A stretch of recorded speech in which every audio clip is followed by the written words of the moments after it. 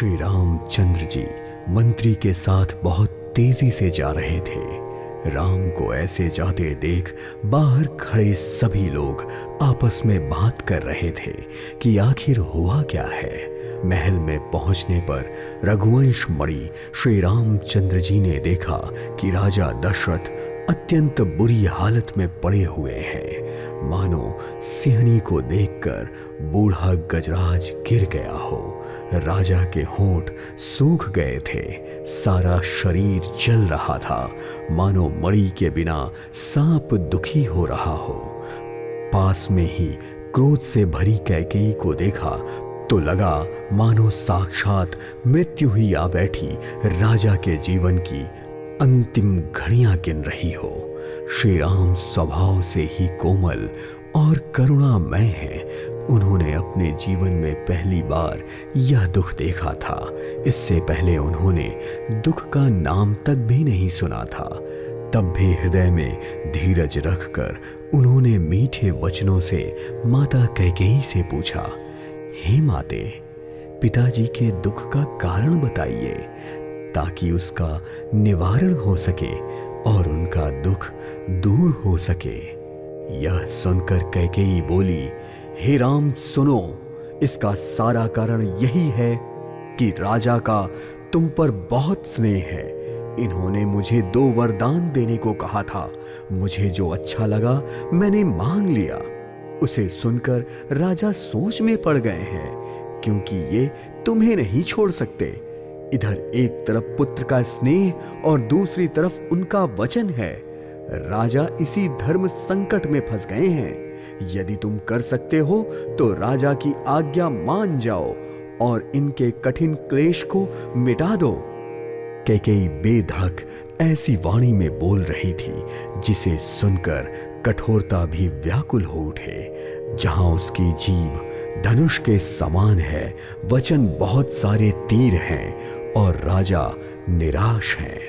और इस सारे साज सामान के साथ जैसे स्वयं कठोरता श्रेष्ठ वीर का शरीर धारण करके धनुर्विद्या सीख रही हो।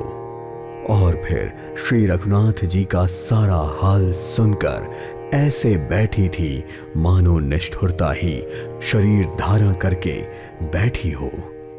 कैकेयी की बात सुनकर सूर्य कुल के सूर्य श्री रामचंद्र जी मन में मुस्कुराकर ऐसे सुंदर और कोमल वचन बोले जो मानो वाणी के भूषण ही थे। हे माता, वह पुत्र बड़भागी होता है जो अपने माता पिता के वचनों का पालन करने वाला हो।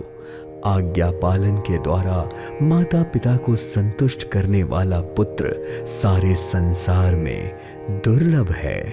वन में विशेष रूप से मुनियों का मिलाप होगा और जिसमें मेरा सभी प्रकार से कल्याण है, उसमें भी पिताजी की आज्ञा है और आपकी सम्मति।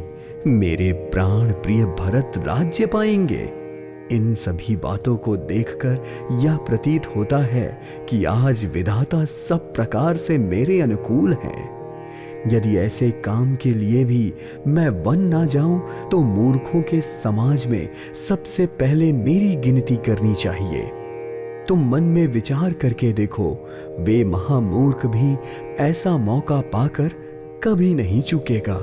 हे माता, मुझे केवल एक ही दुख विशेष रूप से हो रहा है। इस थोड़ी सी बात के लिए ही पिताजी को इतना भारी दुख है। हे माता, मुझे इस बात पर विश्वास नहीं होता, क्योंकि महाराज तो बड़े ही धीरज और गुणों के अथाह सागर हैं। अवश्य ही मुझसे कोई बड़ा अपराध हो गया है जिसके कारण महाराज मुझसे कुछ कह नहीं पा रहे। तुम्हें मेरी सौगंध है माता, तुम सच सच कहो। रघुकुल में श्रेष्ठ श्री रामचंद्र जी के सीधे वचनों को भी दुर्बुद्धि कैकेयी टेढ़ा करके ही जान रही थी। जैसे जल समान ही होता है, परंतु जोक उसमें टेढ़ी चाल से ही चलती है। रानी कैकेयी श्री रामचंद्र जी का रुख देखकर हर्षित हो गई और कपटपूर्ण स्नेह दिखाकर बोली, मुझे तुम्हारी और भरत की सौगंध है, मुझे राजा के दुख का कोई दूसरा कारण विदित नहीं है। हे तात, तुम अपराध के योग्य नहीं हो। तुमसे माता पिता का अपराध बन पड़े यह संभव ही नहीं। तुम तो माता पिता और भाइयों को सुख देने वाले हो। हे राम, तुम जो कुछ कह रहे हो वह सब सत्य है। तुम माता पिता के वचनों के पालन में तत्पर हो। मैं तुम्हारी बलहारी जाति हूं। तुम माता पिता को समझकर वही बात कहो जिससे बुढ़ापे में इनका अपयश ना हो। जिस पूर्ण ने इनको तुम जैसा पुत्र दिया है उसका निरादर करना उचित नहीं।